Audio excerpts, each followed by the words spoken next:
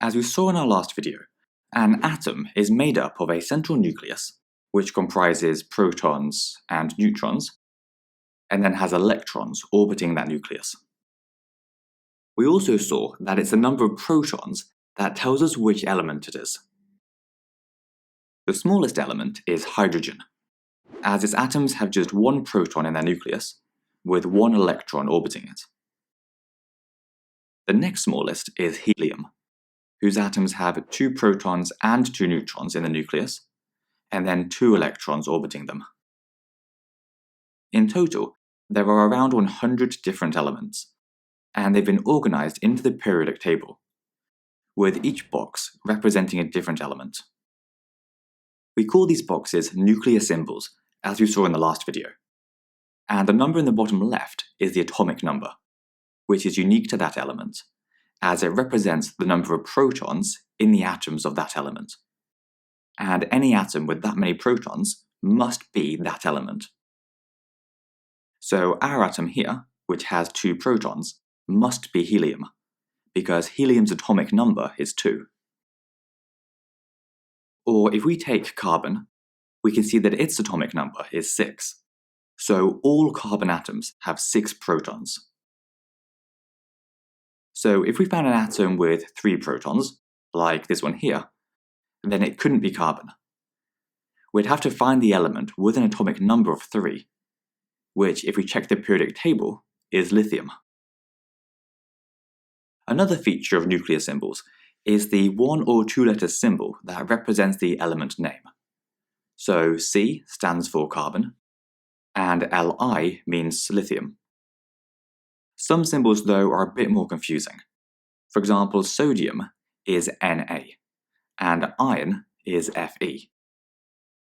Most periodic tables have both the symbol and the name, though, so if you're not sure what a certain symbol is, you can just find it on the periodic table and check. So now that we know that it's the number of protons that determines which element it is, what about the number of neutrons? Well, the number of neutrons can actually vary between the individual atoms of an element.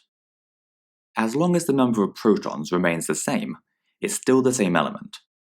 And we call these different forms of that element isotopes. The definition, which you need to remember, is isotopes are different forms of the same element that have the same number of protons, but a different number of neutrons. Let's take a look at carbon to show you what we mean. The most common form of carbon is so-called carbon-12, which has 6 protons, 6 neutrons, and 6 electrons. A rarer form is the isotope carbon-13, which of course still has 6 protons, because it's carbon, but has 7 neutrons and 6 electrons. This means that it has a mass number of 13 rather than 12, which is why we call it carbon-13. Because isotopes only vary in the number of neutrons they have, chemically they all react in basically the same way. Now, because they all have different numbers of neutrons, the different isotopes will have different masses. And one of the things that you need to be able to do is calculate the average mass of all the isotopes that make up a particular element, which we call the relative atomic mass. Let's take a look at copper as an example. Now, copper has 2 stable isotopes, copper-63, which has an abundance of 69.2%, and copper-65, which has an abundance of 30.8%. And when we say abundance, all we mean is how common or rare that isotope is.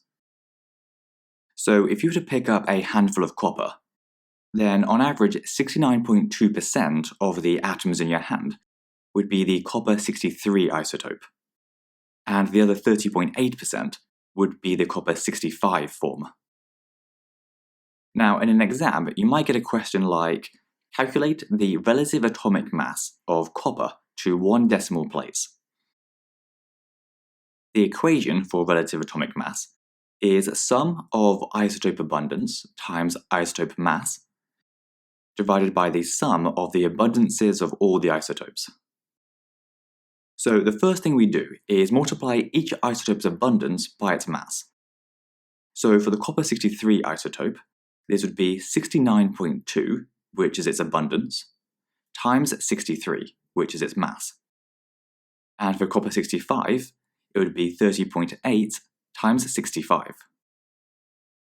Then we sum these two figures together, which just means we add them together. Lastly, we divide this by the sum of the abundances of all the isotopes, which in this case would be 69.2 plus 30.8. Now, you can either put this all straight into your calculator, or simplify it down first.